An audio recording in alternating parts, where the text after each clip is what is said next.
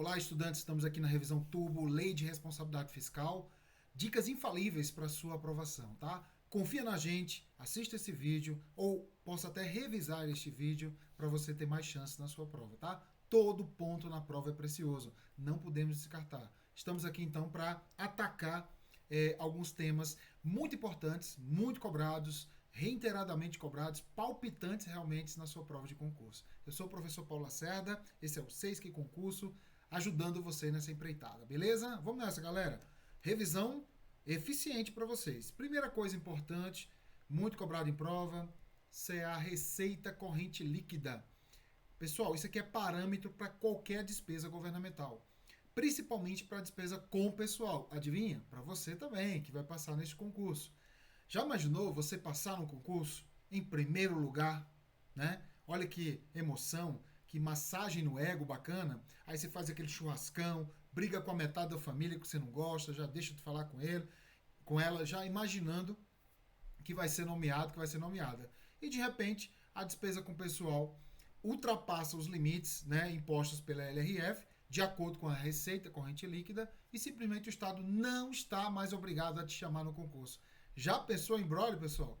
Então, para evitar isso, a administração pública tem que ser responsável no sentido fiscal, ter atenção especial com as contas governamentais. E uma das contas mais importantes é o cálculo da receita corrente líquida. Atenção, a receita corrente líquida sairá do confronto da receita corrente bruta, que é o somatório de 8 receitas, menos os mandamentos constitucionais, legais e previdenciários. Então você tira esses 3 mandamentos, tá? Do que você tem que pagar. Igual ao seu caso, né? Você tem seu salário, aí tem água, luz, telefone, tem a escola da criança, tem a gasolina. Você tira isso e o que sobrar você chama de líquida. É por meio desse valor que você pode se comprometer, inclusive, com novas despesas, tá? O que é bastante óbvio, né? Atenção! Quais são as receitas que são cobradas em prova? Que vão ser cobradas em prova? Receita tributária, contribuições, patrimoniais, agropecuárias, industriais, serviços, transferências e outras. É o tricopasto. É tributária, contribuições, patrimonial, agropecuária, industrial, serviços, transferências e outras. Lembre-se, pessoal, são 8 receitas correntes brutas que você vai ter que somar e deduzir esses 3 mandamentos, tá? Na prova é muito comum cair assim, ó, tributária, aí vem o valor dela. Contribuições, vem o valor dela. Patrimoniais, vem o valor dela. Aí vem um intrusa aqui, pessoal, ó. Tá, ó, vem um intrusa, uma receita que não é corrente. E aí, na hora da pressa, da desatenção, do cansaço, do nervosismo, você vai lá e computa esse valor. Já errou a questão, vai estar na letra E esperando o valor que você vai calcular. Então, lembre-se, são apenas 8, processo mnemônico tricopasto, e você tira esses mandamentos constitucionais, legais e previdenciários. Quais são esses mandamentos? Despesas com fundos, pagamento de pessoal, né? É uma obrigação. Despesa com programa social, criado por lei, aposentados e pensionistas. Então, essa galera eu tiro toda o pagamento dela. Se sobrar alguma coisa, e geralmente sobra, eu tiro a receita corrente líquida. Por meio deste valor que eu posso me comprometer a pagar pessoal, a me endividar, a fazer aro, a bancar as emendas parlamentares à LOA, fazer concessão de garantias, entendeu? Escrever resto a pagar. Então, todo um arcabouço de questões fiscais estão ligadas à receita corrente líquida. Muita atenção. Como eu falei, as receitas de capital, operação de crédito, alienação de bens, amortização de empréstimo, não entram no cômputo das receitas correntes brutas, justamente por serem receitas de capital. Então lembre-se, na hora da prova ele vai colocar uma intrusa lá, sabe? Uma receita alheia às receitas correntes. Se você somar, com certeza vai ter uma alternativa lá te esperando, tá? Então toma cuidado. Outra coisa importante é que as despesas discricionárias não entram no cômputo da despesa constitucional, legal e previdenciária. Óbvio, né, pessoal? A despesa discricionária, ela não vai ter um papel dedutivo desse valor. As despesas discricionárias não têm mandamentos, como o nome já diz, elas são despesas alheias a imposições governamentais. São despesas que o governo acha por conveniência e oportunidade de realizá-las. Elas não entram no cômputo da despesa com o pessoal, beleza? Muita atenção agora aqui, ó. Esse cálculo, pessoal, vai ser feito de forma mensal, ok? Mensal. utilizando sempre 12 meses, sabe? São 12 meses, sendo um mês que é a referência, conjugado com os 11 meses anteriores. Então você conta para trás. Sempre utilizando o regime de caixa, pessoal. Não esquece, regime de caixa. O que é regime de caixa? Vale a receita que foi verdadeiramente arrecadada nesse período. Não importa se ela foi lançada, comprometida, não importa. O importante é que foi arrecadada nesse período, tá? Então, receita, regime de caixa, RCL, regime de caixa, e eu utilizo a arrecadação como parâmetro, beleza? Outra coisa que pode ser cobrada na sua prova são as características da LRF sobre o conteúdo das leis orçamentárias. Nós temos LDO e a LOA. Ah, mas cadê o PPA? O PPA, pessoal, foi vetado.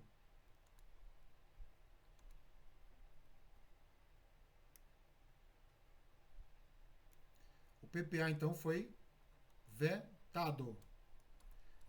Então, desde que a LRF foi editada, a Lei de Responsabilidade Fiscal teve o seu artigo 4º vetado, então não tem regulamentações de PPA. Se não cair em prova.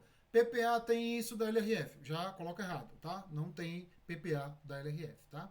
Bom, a LDO, ela tem o quê? Equilíbrio entre receitas e despesas, critérios para limitação de empenho, controle de custos e avaliação dos resultados dos programas, e vem esses dois anexos muito cobrados, que é o anexo de metas fiscais, que é o anexo de resultados,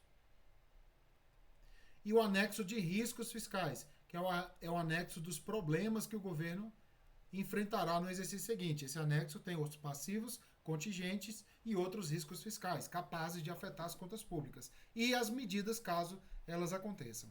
Já a LOA, atenção, ela tem a reserva de contingência, apesar da reserva já ter a forma de utilização e o montante, que é com base em quê? Adivinha? Na receita corrente líquida, já determinados na LDO, mas ela vem na LOA, tá? Todas as receitas e despesas, cumprindo o princípio da universalidade, o refinanciamento em separado, inclusive no orçamento fiscal, vedação de crédito com finalidade imprecisa, com fim impreciso, e vedação de dotação ilimitada, também determinados lá na Constituição Brasileira, tá? A LRF só replicou por determinação, eu acho que um excesso de zelo, né? Essa replicação do que já estava na Constituição. Então, memoriza aí, porque na prova vai colocar assim, ó, assinala a alternativa que mostra um conteúdo da LRF, da LOA. Aí na letra A vai estar coisas da LDO, na letra C, LDO, na letra D, LDO, e na letra E, a LOA. Então, mesmo que você não lembre o que a LOA tem, lembrando que a LDO tem, você consegue responder essas questões. Lembrando sempre que o PPA está vetado, hein, gente? Não esquece essa dica. Seguindo. Outra coisa muito comum em prova é a cobrança de receitas de renúncias, tá? As renúncias de receitas. Por que o Estado renuncia uma receita? Por vários motivos. Incentivar a economia, atrair novos investimentos, materializar a cidadania. Por exemplo, uma pessoa que tem deficiência física, às vezes ele se sente fora da realidade, fora da economia, porque não tem acesso a um carro, por exemplo, para poder se deslocar, para ir trabalhar, fazer uma compra no supermercado.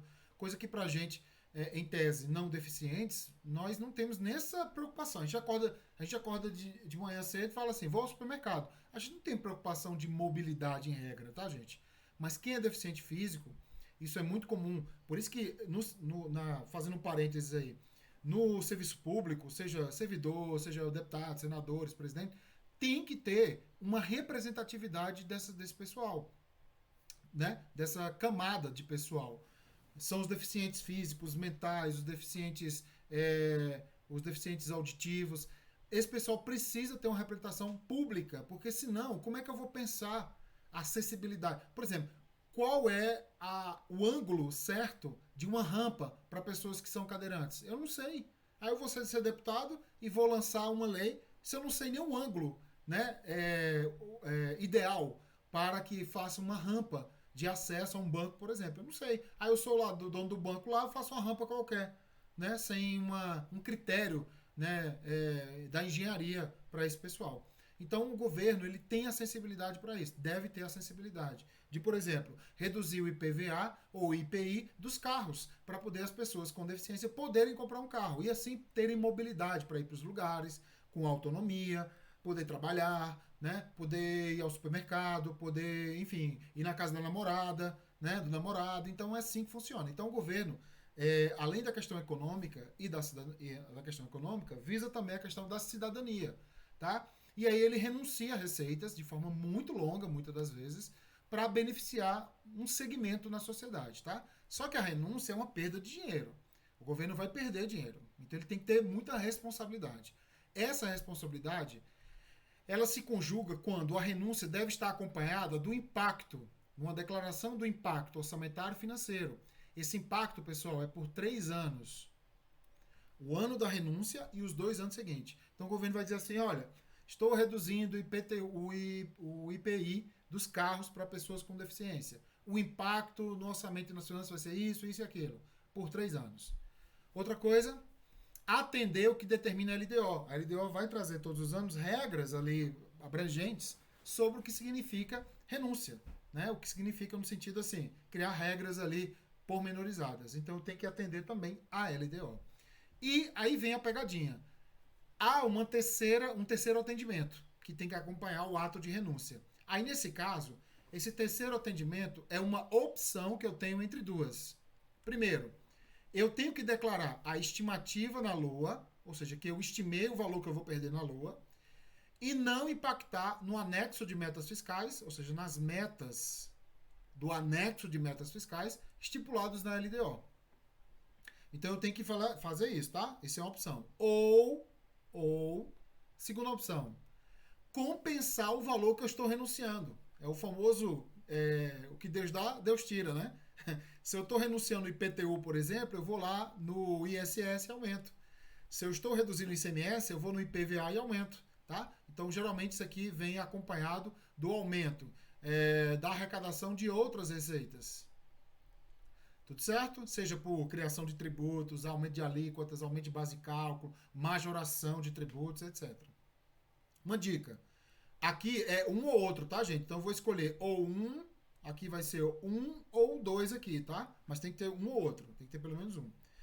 Uma dica, esse ato de compensar tem que ser sempre antes do ato de renúncia. Então, se você quer usar a compensação, você não quer usar a estimativa na LOA, não quer determinar que vai haver impacto no AMF, tudo bem, você compensa. Só que o ato de compensação tem que ser antes do ato de renúncia. Tipo assim, eu vou renunciar ao IPVA. Ok, antes de você materializar essa renúncia, você vai lá ao ICMS e aumenta, para compensar essa possível ou quase certa renúncia do ICMS. Tranquilo? Então você reduz o ICMS, compensa com o IPVA.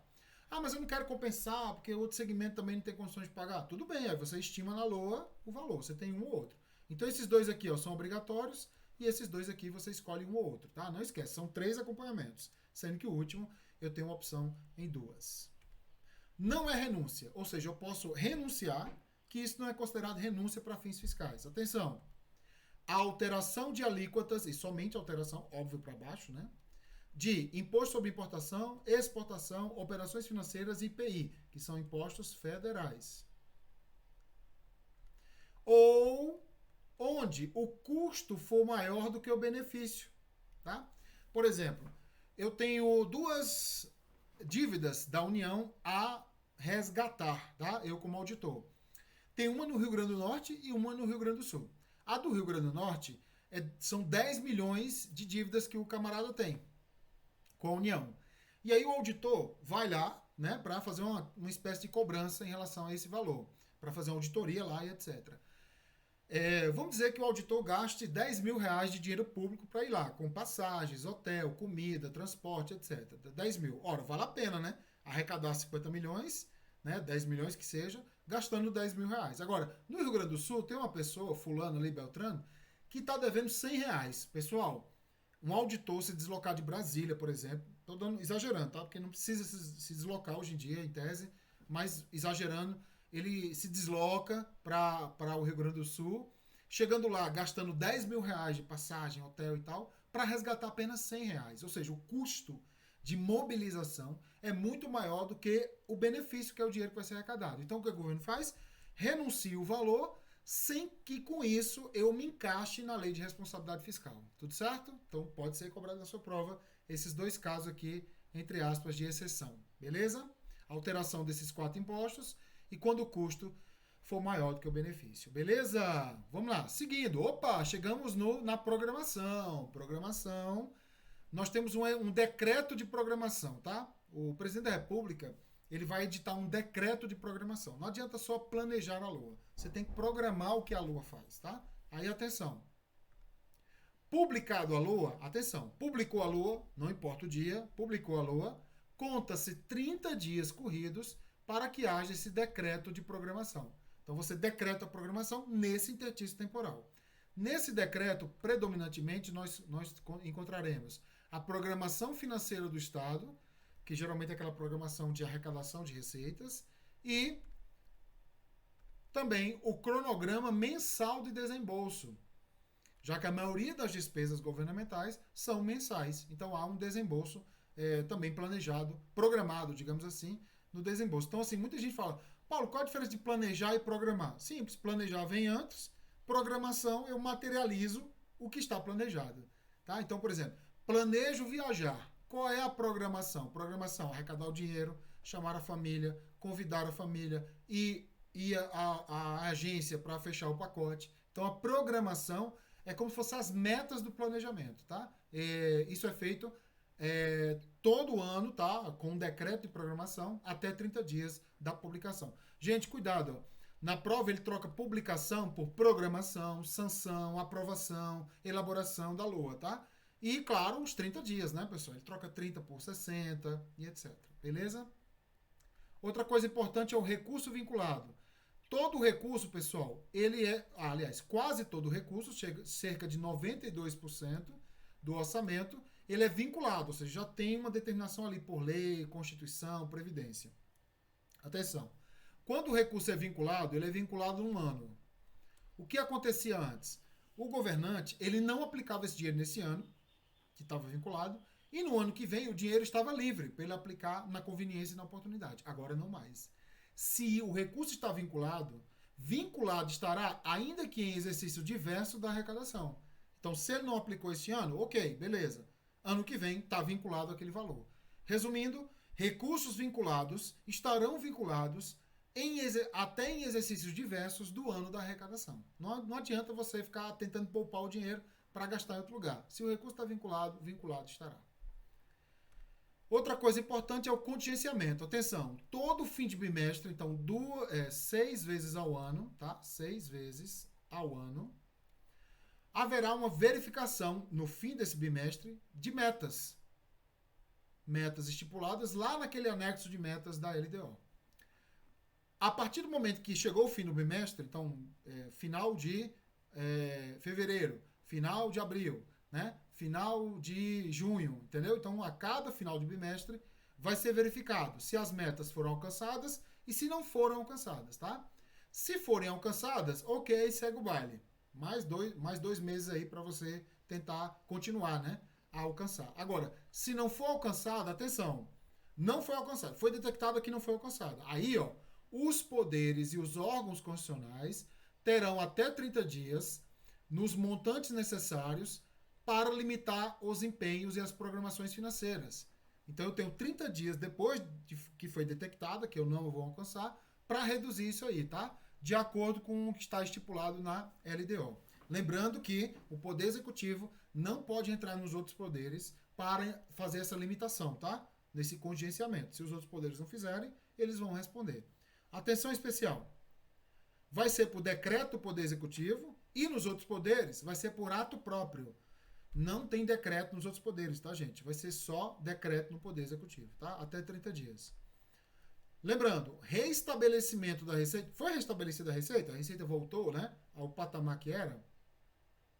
Ainda que parcial, a recomposição das dotações, cujos empenhos foram limitados, dar-se-á de forma proporcional às reduções efetivas. Então, Por exemplo, se eu reduzir 10% e a receita voltou a ser 2,5%, eu posso voltar a 2,5%. Não posso voltar tudo, né? Eu posso voltar o que eu arrecadei a mais. Lembrando, não sei se eu falei aqui, mas para a gente não passar batido, né?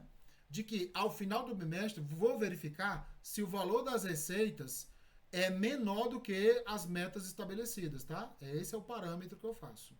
Se a receita for menor do que a meta, aí aplica-se o contingenciamento desses 30 dias aí, tá? Outra coisa importante é, não serão objeto de limitação de empenho, tá? Atenção, mesmo em situações que a receita seja menor do que as metas, há despesas que não são tocadas, elas são imutáveis, tá? Quais são elas? Obrigações constitucionais, legais, serviços da dívida, que são juros que eu pago anualmente, ressalvadas pela LDO, e tem essa novidade aqui agora, pessoal, ó, que é despesas com inovação e desenvolvimento científico e tecnológico, custeadas por fundo criado para essa finalidade. Novidade 2021, Lei Complementar 177. Ela criou mais uma exceção. Antes eram só as 4, né? Constitucional, legal, serviço da dívida e LDO. Agora nós temos uma quinta, que é questão tecnológica, né? Como a gente já sabe, a pandemia do coronavírus nos ensinou, né, a duras penas, de que investimento em ciência, tecnologia e inovação nunca é gasto, né? Sempre investimento, pessoal. Investir em professores, universidades, tecnologia, robotização, robótica, enfim, saúde, educação, tudo isso é investimento para o país. Vai retornar, vai gerar muita grana e vai principalmente salvar vidas, né? Como o caso das vacinas que foram constituídas também aqui no Brasil, tá? Então, são 5, tá? Mesmo nessa situação de aumento da receita, aumento das metas em relação às receitas, tá? Na verdade, aumento das metas não. As metas já estavam, né? A receita que não comportou. Aí você vai, aplica o contingenciamento. Não esquece, o contingenciamento não é só do Poder Executivo não, tá? São de todos os poderes, porque o dinheiro é um só. Beleza, vamos lá, segue o baile. Mais uma. Opa, TVs. TV o quê? Não, TV são transferências voluntárias. Também estão estipuladas na nossa LRF. Atenção, ó. Tem o concedente, que é aquele que envia, e tem o beneficiário, que é aquele que recebe. Então vamos imaginar aqui, ó. União enviando dinheiro para o Rio Grande do Sul, tá? Bom, o que os dois, até aqui são os dois, tá? Deixa eu passar aqui Deixa eu passar aqui para vocês visualizarem melhor. Ó, respeitar as exigências da LDO, todos os dois. Existência de dotação específica, todos os dois, né? Ó, despesa. E vedação para pagamento de despesa com pessoal. Não pode pagar despesa com pessoal, tá? Aí também os dois. Aí você vai dizer assim, pô, mas quem vai pagar não é beneficiário? Sim, mas o concedente já vai no ato de convênio determinando também que não pode ser pago pessoal. Então isso serve para os dois aí. Agora, achar-se em dia quanto ao pagamento de tributos, empréstimos, financiamentos, parará e parará, cumprimento dos limites valorativos constitucionais mínimos da educação, da saúde, tá? E observância dos limites da LRF quanto à dívida, operação de crédito, resta pagar, despesa com pessoal. Aí, ó, quem está enviando não precisa. Claro que tem um bom senso, né? Se eu estou devendo muito, como é que eu vou enviar para alguém, né? Não. Então, assim, não tem impedimento para ele, concedente, mas tem para quem recebe, pessoal. Então, assim, ó, eu faço assim, União, aliás, Rio Grande do Sul, eu sou a União e quero enviar o dinheiro para você a título de cooperação, auxílio ou assistência, que não decorra de lei, Constituição e SUS. Famosa transferência voluntária. Aí a Rio Grande do Sul, beleza, manda para mim esse valor. Aí a União investiga e verifica que você não está respeitando a lei de responsabilidade fiscal. Opa! Se você não está respeitando a lei de responsabilidade fiscal no tocante à despesa com pessoal, entre outras, aí a União não pode enviar esse valor para você, tá? E mais, ter previsão orçamentária de contrapartida? Não, ao concedente não também. Porque o concedente está enviando o dinheiro, né?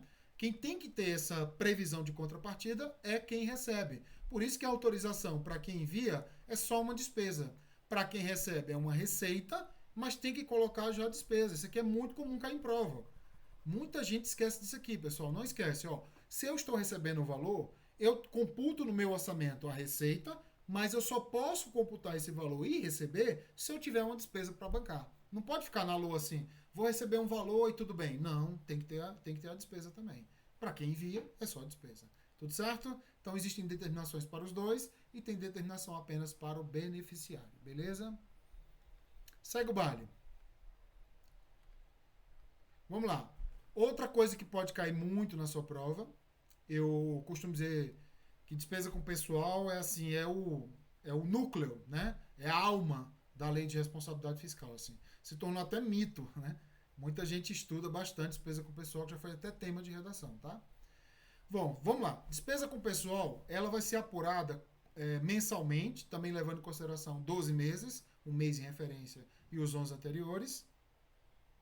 E ela vai levar em consideração nesse período o chamado regime de competência e não mais o empenho, tá? O que vale é o chamado fato gerador, que geralmente a gente chama de empenho, né? Mas não necessariamente precisa ser empenho, não. É o caso do 13º salário, por exemplo. E vão entrar as receitas brutas, viu, gente? Não esquece, vou até copiar aqui para vocês memorizarem melhor. Entra a receita barra despesa bruta, tá? Deixa eu tirar aqui a receita para não confundir com a RCL, tá? Porque a RCL é líquida, né? Entra a despesa bruta. O que é despesa bruta? Eu falo receita bruta porque o Estado, antes de pagar, ele tem uma receita, tá? Ele tem uma receita arrecadada antes de pagar. Agora, na hora de pagar, vem assim, ó, bruta, a INSS, menos imposto de renda, líquida. O que vai entrar no cômputo da despesa com o pessoal? A líquida ou a bruta? A bruta, viu? É o total, não a líquida não, tá? E aí nós temos os entes da federação e aqui, vamos colocar melhor, né? Aqui são os poderes e órgãos constitucionais, tá? Aí vem a União, estados com TCM, estado com TCM Pará, Goiás e Bahia, tá? Lembrando que TCM são tribunais de contas dos municípios e não municipal, porque municipal é só São Paulo e Rio de Janeiro, tá? Aí tem o Distrito Federal e os municípios. E aqui os poderes, ó, Judiciário. Pode gastar, lembrando que sempre é um percentual da receita corrente líquida. Olha aí como ela é importante, né? 6% para o Judiciário, DF municípios não tem. Legislativo, 2,5%, União. Estados, 3%, estados com TCMs, 3,4%, DF, 3%, municípios, 6%. MP, Ministério Público da União, o MPU, 0,6%, 2% e DF municípios não tem. Executivo, 40,9%, só que tem uma atenção aqui especial, 3% desses 40,9% devem ir para o FCDFT, que é o Fundo Constitucional do DF Territórios. Este valor vai pagar somente pessoal do DF, de Brasília, do Amapá e de Roraima, tá, pessoal? Por exemplo, no DF, o policial civil do DF é pago com dinheiro federal e não com dinheiro do DF, tá? 49 dos estados, 48,6 nos estados que tem TCMs, porque 0,4 vai ser deslocado para o legislativo. O DF 49 e o município 54. Totalizando 50, 60, 52 e 60. Uma dica, o DF tem características de estado, viu, gente? Para fins fiscais. Tem características de estado para fins fiscais. Beleza? Beleza. Sabendo disso, vamos ao controle. O controle é quadrimestral. Não esquece, o cálculo para saber quanto eu posso gastar é mensal, mas a demonstração do controle é quadrimestral num relatório chamado RGF. E aí vem agora, ó. Tem o limite máximo, que a gente aprendeu que é um percentual, aí pode ser um limite do ente como um todo, ou só do poder de um ente, etc. Se for verificado que a despesa com o pessoal não ultrapassou 90% do limite, tá tudo ok, tá tudo favorável. Se por acaso a despesa com o pessoal ultrapassou 90% e se encontra acima de 90 até 95, isso é chamado de limite cautelar. Aqui o que vai acontecer? O Tribunal de Contas alertará o poder, o órgão. Fala, olha, meu filho, você está... Cuidado, você pode ultrapassar o limite com o pessoal. Então haverá um alerta, tá? Agora, se por acaso você ultrapassar, atenção, 95%, e ficar entre o 95% e o limite máximo, aí a gente chama de limite prudencial. O que é o limite prudencial? É um limite de impedimentos.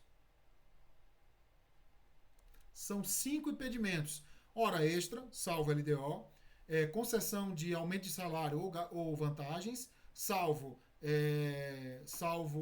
a questão constitucional do artigo 37, inciso 10 da Constituição. Temos também alteração da carreira, não pode, salvo se não houver mudança de aumento de salário, né? Temos também criação de cargo, emprego ou função, esse sem salvo, e nomeação de servidores, inclusive vocês, tá? Nomeação de servidores. A nomeação de servidores tem exceção, que é falecimento e aposentadoria nas áreas de saúde, educação e segurança pública. Nesses casos, pode ter uma nomeação. Então já imaginou? Você passar em primeiro lugar, pessoal, olha só, você passa em primeiro lugar e de repente o cara lá do seu poder, do seu órgão, aumentou a despesa com o pessoal. E aí fica impedido de nomeá-lo. Acredita? E não adianta entrar na justiça, não adianta nada. É uma lei, né? Uma lei tá legal, né? Agora, isso aqui, pessoal, você tá dentro da lei ainda, tá? Tá dentro da lei, perdão. Você não ultrapassou a lei, não. Então são limites assim cautelares e prudenciais. Agora, se por acaso você ultrapassar o limite, aí não. Aí não. Atenção.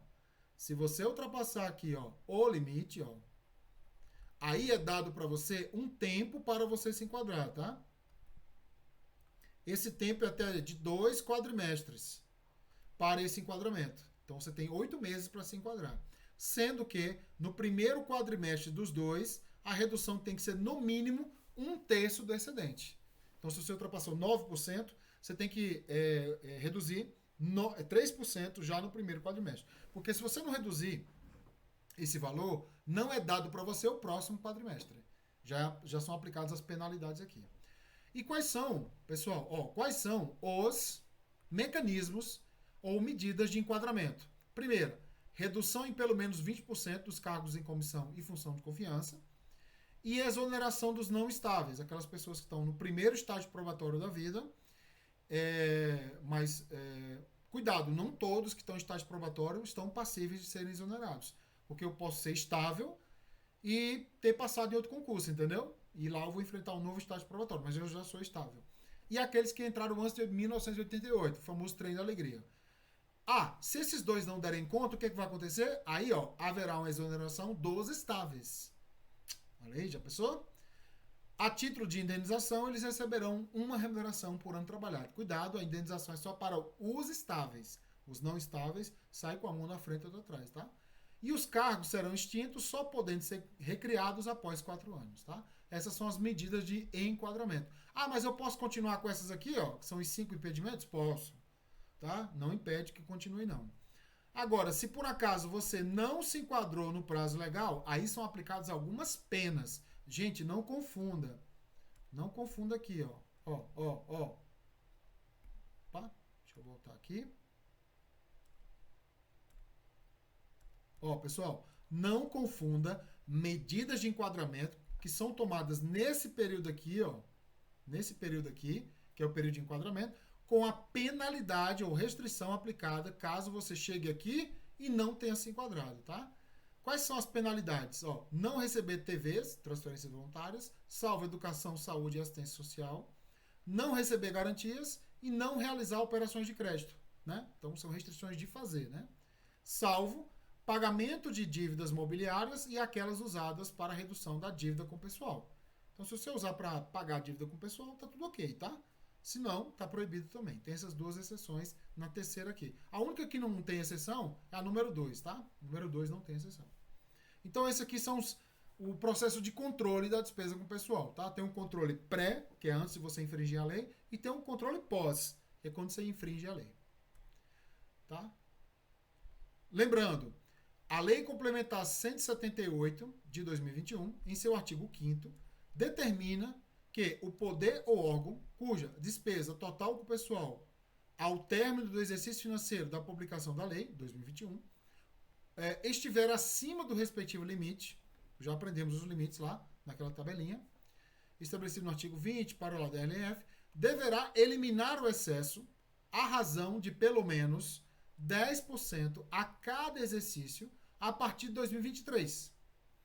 por meio da adoção, entre outras, das medidas previstas no artigo 22 e 23, que são as medidas de impedimento e as medidas de enquadramento, tá? Então, lembre-se, nós temos medidas de impedimento, de enquadramento e medidas de restrição daquelas da lei complementar, de forma a se enquadrar no respectivo limite até o término do exercício 2032. Resumindo, a partir de 2023, quem hoje estiver acima do limite vai ter 10 anos para se enquadrar, sendo que a cada ano ele tem que se enquadrar no mínimo 10%, tá? Pelo menos 10%. Então, quer dizer, inclui os 10%, né? Porque no final de 10 anos vai ter 100% de redução. Agora, se eu reduzir no primeiro ano tudo, ótimo, já estou liberado, tá? Então, isso aqui é uma nova determinação. Lembre-se, a lei está valendo, mas a determinação ainda não, porque só vai começar a partir de 2023, beleza? Mas já caiu em prova isso aqui, ó, caiu na prova da CGU 2022, entendeu? Então, a lei está valendo, pode cair. Bom, e as dívidas, pessoal? Dívidas consolidadas também são enquadradas, né? Vamos dizer assim, enquadradas não, são demonstradas quadrimestralmente, tudo bem? Num relatório chamado RGF. As dívidas consolidadas, elas têm uns limites, que são limites do ente da federação, não tem limites de poderes aqui, nem órgãos.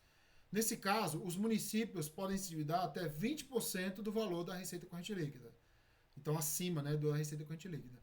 E os estados podem se endividar até 100% do valor da receita corrente líquida. Então, se a receita corrente líquida deu R$100, os estados podem se endividar até R$200. Agora, aqui tem um limite máximo, né, que é esse percentual aí. Agora, se a despesa com dívida não ultrapassar 90% do limite, tá tudo ok, tá tudo favorável. Se ultrapassar 90%, isso aqui é chamado de limite cautelar. O que é que vai acontecer? O Tribunal de Contas alertará. Só que ele não alerta mais, pessoal, o poder e o órgão. Ele alerta o ente da federação. Tá? Porque poder e órgão comum não faz empréstimos, tá? Não faz dívidas. Beleza, agora, se por acaso vocês... Aliás, não tem limite prudencial também na dívida consolidada, tá? Só tem na despesa com dívida. Se por acaso você ultrapassar o limite, atenção, vai ser dado para você 3 quadrimestres para você se enquadrar. Lá na despesa com o pessoal, era 2 quadrimestres. Sendo que essa redução tem que ser no primeiro quadrimestre, no mínimo 1/4 do excesso, ou seja, 25%. Lá na despesa com o pessoal, no primeiro quadrimestre, era 1/3, tá? Não confunda esses percentuais. Beleza? Agora, quais são as medidas de enquadramento, pessoal? Eu tenho que me enquadrar. Eu estou aqui, ó, eu tenho que me enquadrar. Ó. Beleza? Quais são as medidas? São 2. Não realizar a operação de crédito, salvo, não tem essa vírgula aqui não, desculpa, pagamento de dívidas mobiliárias, tá? Tanto o principal quanto os juros. E obter resultado primário, né? Que é uma economia que você tem que fazer, inclusive limitando o empenho. Então você vai ter que estabelecer um resultado primário, que é a economia, justamente para pagar os juros da dívida. Agora, se você não se enquadrou, aí é aplicada uma restrição, uma penalidade, que é não receber transferências voluntárias, salvo saúde, educação e assistência social. É só uma penalidade, tá, gente? Não tem outra, não. Então, recapitulando, de 0 a 90, tudo ok. De 90, acima de 90, para o limite, Tribunal de Contas alerta, limite cautelar. Ultrapassou o limite, 3 quadrimestres para se enquadrar. Sendo que no primeiro a redução tem que ser no mínimo 4. Quais são as medidas de enquadramento? 2. Não realizar a operação de crédito, como regra, e obter resultado primário. Esse é obrigatório. Inclusive, esse resultado vai estar na LDO. Não se enquadrou, fica proibido de receber, proibição de receber TVs, transferências voluntárias, salvo saúde, educação e assistência social. Beleza. Vamos agora para transparência, minha gente. Uma das coisas principais na LRF foi criar mecanismos de transparência, ou regulamentar mecanismos de transparência, tá? Para que não seja sonegado informações aos usuários. Vamos lá. Originárias lá da LRF, lá desde 2000, nós temos essas originárias. Quais são? As 3 leis orçamentárias, olha que interessante. Elas são mecanismos também de transparência. Prestação de contas, parecer prévio do TCU e da CMO, Comissão Mista de Orçamento do Congresso, e os relatórios, REL e RGF, que cai muito em prova isso aqui. Versões simplificadas destes instrumentos, né, simplificadas com a linguagem cidadã, lembrando que aos quais será dada ampla divulgação, inclusive por meios eletrônicos de acesso público. O famoso intrépido e maroto site, né? No caso da administração pública, nós temos, por exemplo, o portal da transparência. Ok? Esses são aqui os originários da LRF. Agora, nós tivemos mudanças, né? A Lei Complementar 131 e a Lei Complementar 156, que criaram mecanismos, mais mecanismos de transparência, que é o incentivo à participação popular e realização de audiências públicas durante os processos de elaboração e discussão das 3 leis orçamentárias. Temos também liberação ao pleno conhecimento e acompanhamento da sociedade em tempo real. Não é para amanhã, não, é agora, o famoso princípio da tempestividade. De informações pormenorizadas sobre a execução orçamentária e financeira em meios eletrônicos, portal da transparência. E adoção de um sistema integrado de administração financeira e controle que atenda o padrão mínimo de qualidade estabelecido pelo Poder Executivo da União e ao disposto. Então, um sistema computacional para ter mais agilidade no processo. Por exemplo, o nosso CIAF é um exemplo, tá? Que não foi criado aí, né? O CIAF já existia. Para a liberação do pleno conhecimento, esse aqui, ó, e acompanhamento da sociedade, os entes disponibilizarão a qualquer pessoa o acesso à informação referente a receitas e despesas, tá? Não precisa se preocupar com o restante, não, porque provavelmente vai cair na prova dizendo que só vai ser despesa, só vai ser receita, entendeu? Não, são os dois. Tanto quanto o governo arrecadou, quanto o governo pagou ou vai pagar naquela despesa, tá? Já que a realização não necessariamente está ligada ao pagamento. Na receita, nós temos o lançamento e o recebimento, tanto de recursos ordinários como extraordinários. Beleza, pessoal? Beleza? Então, lembre-se, esses 3 aqui são novidades dessas 2 leis aí, tá? Originalmente, foi o bloco anterior. Agora, falando dos 2 relatórios, pessoal, ó, o REL, Relatório Resumido de Execução Orçamentária, e o RGF, Relatório de Gestão Fiscal, algumas coisas são importantes. Por exemplo, tem o balanço orçamentário e a demonstração da execução no REL, tá? Tem o conteúdo extrínseco, que é o conteúdo intrínseco, né? O conteúdo extrínseco é o acompanhamento ordinário da execução orçamentária e o acompanhamento também extraordinário, aquilo que não está necessariamente na LOA. E tem alguns demonstrativos, que a gente vai falar já já sobre eles. E aí vem o RGF, atenção sobre o RGF, ele tem um comparativo dos limites que a gente acabou de falar, principalmente da despesa com pessoal e a despesa com dívidas, tá? Eles estão aqui, inclusive, né? Você pode colocar também aqui dívidas. Então, aqueles limites que a gente falou, sabe, que tem que ser respeitados, se ultrapassar, vai acontecer alguma coisa e tal, vão vir no RGF. O REL é um relatório resumido. Tem o indicador de medidas que serão adotadas e os demonstrativos e também os montantes de caixa no dia 31. Atenção, o REL será emitido ao final de cada bimestre, tá? Isso é a regra geral, 6 vezes ao ano. E o RGF será ao final de cada quadrimestre, tá, gente? Então são 3 vezes ao ano. Salvo podendo ser semestral, se forem municípios abaixo de 50 mil habitantes. Então será 2 vezes ao ano. Agora, muita atenção nisto agora. Ó. No caso, serão publicados, aqui é emitidos, tá? É a emissão. Agora, serão publicados em até 30 dias após o encerramento desse bimestre. Entendeu, pessoal? Então, emissão é uma coisa, tá? Publicação é outra. Enquanto o RGF também até 30 dias, só com o encerramento de cada quadrimestre. Isso é a regra. Lembrando que pode ser semestral, né? Pode ser semestral se forem municípios abaixo de 50 mil habitantes. Ah, quer dizer que o REL, todo ele, não pode ser semestral? Não, todo ele não. Mas esses demonstrativos aqui, tá? Da receita corrente líquida, né? Dos restos a pagar, por exemplo, podem ser semestral para municípios abaixo de 50 mil habitantes. Então, muita atenção, pessoal. O REL, não todo ele, pode ser semestral, só os demonstrativos. O RGF pode ser semestral todo ele. Tudo bem? Então, muita atenção aqui agora. Serão emitidos ao final de cada bimestre, quadrimestre ou semestre, depende, né? Agora, publicado será até 30 dias após o fim de cada bimestre, quadrimestre ou semestre. Então, uma coisa é ser emitido, pessoal. Outra coisa é ser publicado, tá? Lembrando que no réu, o réu será emitido e publicado apenas pelo Poder Executivo. Enquanto o RGF será emitido e publicado por todos os poderes e órgãos constitucionais. Ok? Então, todos os poderes e órgãos constitucionais podem emitir, devem, né, emitir e publicar o RGF. O réu é só o Poder Executivo. Tranquilo, pessoal?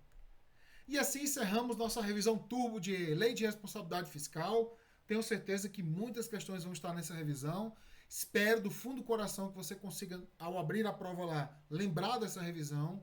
É um grande prazer para a gente ter esse feedback do aluno, falar, o aluno mandar uma mensagem para mim, professor, aquilo que você falou na aula caiu do mesmo jeitinho lá, ou caiu parecido lá. Então, gente, é muita felicidade, porque assim, são 15 anos dando aula, com uma certa experiência, e a gente sabe mais ou menos o que as bancas cobram. Então, se você confiar na gente, vai dar tudo certo. Então, vá para a sua prova com fé, com foco, com perseverança. Não tente amenizar o nervosismo, a ansiedade, que você vai conseguir passar nessa prova. Eu tenho certeza disso, tá? Com todo o histórico de estudo que você teve, com essas revisões aqui do cursinho, né, com a nossa atenção especial para você, com certeza você vai atingir o seu objetivo. E assim, eu me despeço de vocês, tá? Professor Paulo Lacerda, estamos juntos, bons estudos, boa prova e até o nosso próximo encontro. Até lá, galera!